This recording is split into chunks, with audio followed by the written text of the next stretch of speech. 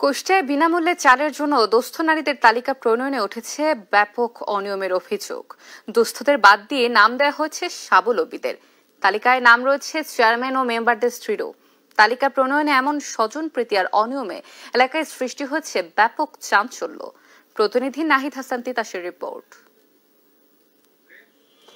2025-26 অর্থ বছরে গ্রামীণ দুস্থ নারীদের আর্থসামাজিক উন্নয়নে ভিডব্লিউবি কর্মসূচির আওতায় কুষ্টিয়ার মিরপুর উপজেলার আম্বারিয়া ইউনিয়নে বিনামূল্যে প্রতি মাসে 30 কেজি চালের জন্য আবেদন করেন 187 জন দুস্থ নারী।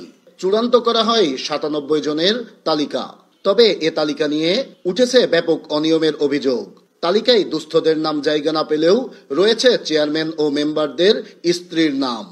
মাসে 30 কেজি যে চাল, এটা কিন্তু একটা গরিব মানুষের পাওনাটা, কিন্তু সে একটা প্রতিনিধি চেয়ারম্যান, তার এই কাজটা করা মোটেও ঠিক হয়নি। এছাড়াও অভিযোগ উঠেছে টাকার বিনিময়ে তালিকায় স্বাবলম্বীদের নাম দিয়ে বাদ দেওয়া হয়েছে আবেদনকৃত দুস্থ নারীদের। চেয়ারম্যান মেম্বারের বউরা পায়, যাদের জমি জায়গা আছে তারা পায়, আমরা পাইনি। ভৈক্য চালাকের হচ্ছে ঘরের ভিটে বাড়িতে থাকবে, সে ভিটে বাড়ি আমার নেই। এ বিষয়ে কথা বলার জন্য অভিযুক্ত আম্বারিয়া ইউপি চেয়ারম্যান সাইফুদ্দিন মুকুলকে পরিষদ ও বাসা কোথাও খুঁজে পাওয়া যায়নি।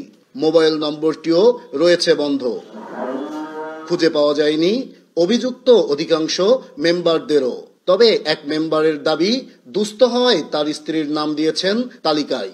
আর তালিকায় নাম থাকলেও কিছুই জানেন না বলছেন মেম্বারদের স্ত্রীরা। এই সম্বন্ধে কিছুই আমি জানি না, বুঝতে পারছেন?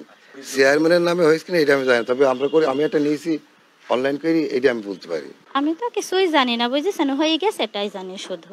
বিষয়টি স্বীকার করে তালিকা প্রণয়নের দায়িত্বে থাকা আম্বারিয়া ইউনিয়নের সচিব করছেন নিজের দায় এড়ানোর চেষ্টা। তালিকার আলোকে যখনই দেখেছি যে সকল নাম আছে, আমরা তখন তাদের বইগুলো আটকায় দেওয়া হয়েছে এবং তাদের মালামালটাও আটকায় দেওয়া হয়েছে। মিরপুর উপজেলা নির্বাহী কর্মকর্তা বলছেন, ইতিমধ্যে তদন্ত কমিটি গঠন করেছেন তারা। প্রতিবেদন পেলেই নেবেন ব্যবস্থা। আমরা সাথে সাথে তদন্ত কমিটি করেছি, বিষয়টা তদন্তাধীন।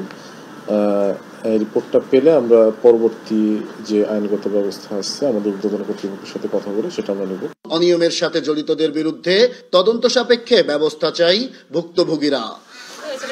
নাহিদ হাসান তিতাস, দেশ টিভি, কুষ্টিয়া।